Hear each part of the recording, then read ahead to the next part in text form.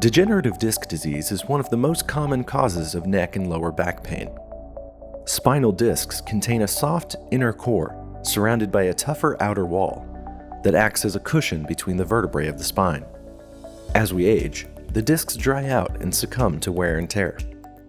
Obesity, smoking, strenuous work, and injuries increase the chances of a disc breaking down and bulging out, also known as a herniated disc.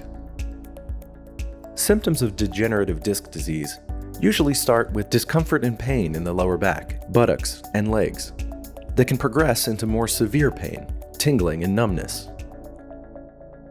Activities such as sitting, bending, lifting, or twisting can cause the pain to flare up and worsen.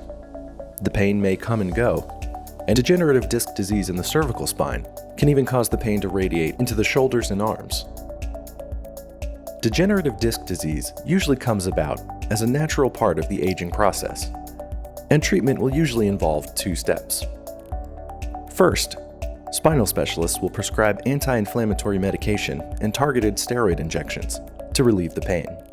Patients will then follow up with a physical therapy regimen to strengthen the muscles supporting the spine, further reducing pain and working to halt further degeneration.